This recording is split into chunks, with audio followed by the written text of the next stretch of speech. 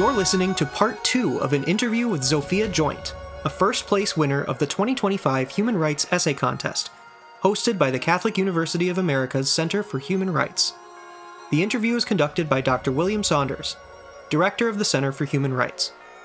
To listen to the rest of this interview, check the link in the description or go to humanrights.catholic.edu.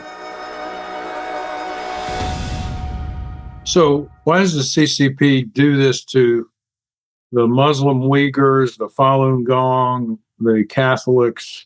Why do they suppress them? Because totalitarianism and communism is about control. And so you cannot have any area of life that is not controlled. So a thriving church that's out in the open and making decisions and people living out their lives according to their conscience and according to religious beliefs is a huge threat to any communist group. Yeah, because totalitarianism means the totality. So it tries to control everything. So if you believe in some greater than human source of meaning, believe in something other than the Communist Party, therefore your beliefs are a threat to the Communist Party, and therefore it wants to crush them. So how would you respond to all this? I think you mentioned, with the Uyghurs, there's a bill about forced labor. So how would you respond to these various atrocities?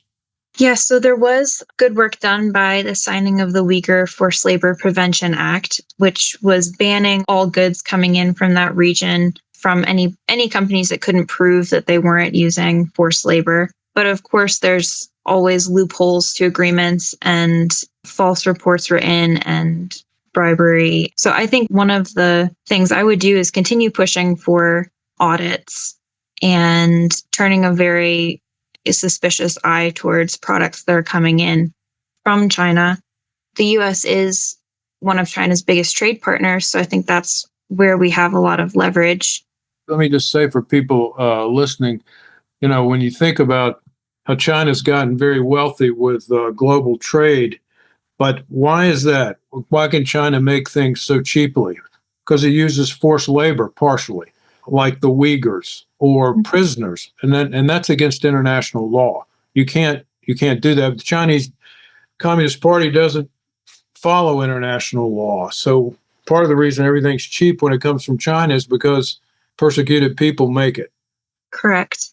I also mentioned in my paper that the U.S. Secretary of State attends meetings at the UN and is the chief representative of the United States in international affairs and foreign policy.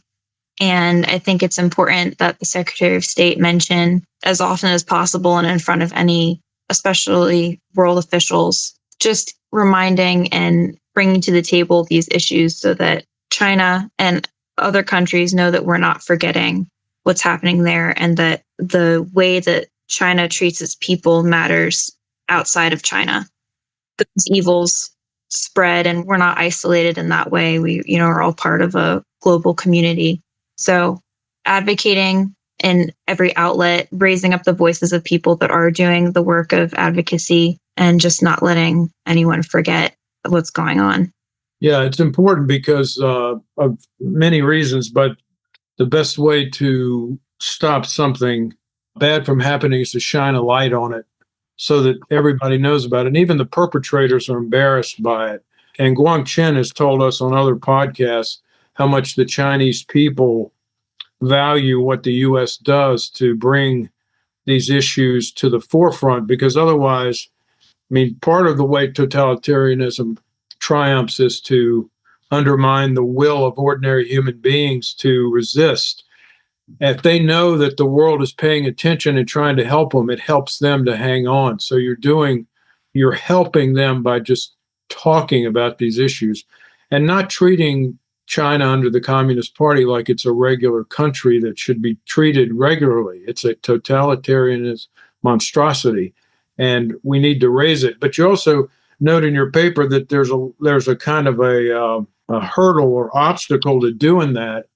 The communists are active in all these international fora, very, very active, and the CCP is seeking to kind of take over the UN and thereby end the criticism of itself.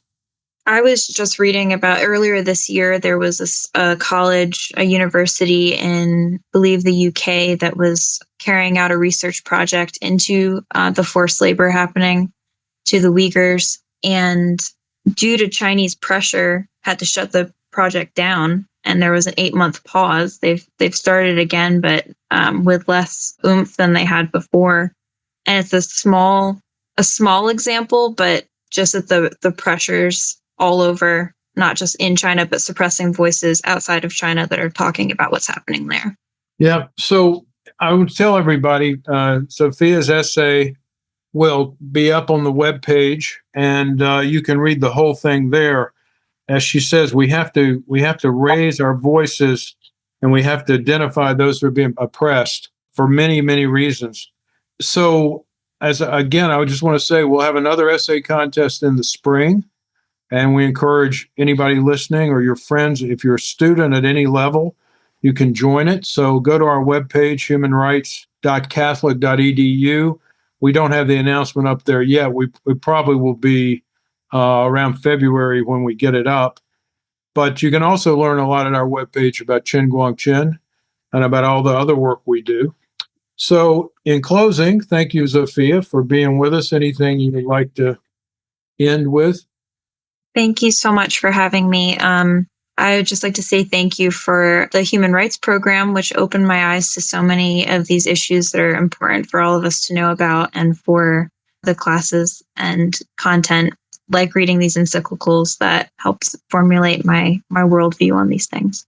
Yeah, you're very welcome. I mean, I just say in my Human Rights Program, the reason we do this is because the Catholic Church, as it's sometimes said, an expert in humanity, it promotes the common good based on the dignity of the human person, and it's thought very profoundly about these kinds of issues. So sometimes human rights discourse is impoverished because it's simply an assertion of rights. In our program, we learn about what are true rights and how to think in a way that helps you recognize those and to think deeply about them so you can help other people learn about them. And Zofia was one of my wonderful students in that, so thank you. And anybody listening, again, if you're interested in the Human Rights Program, the Master of Arts 1-year program, you can go to mahumanrights.com. So, Zofia, thank you. Thank you.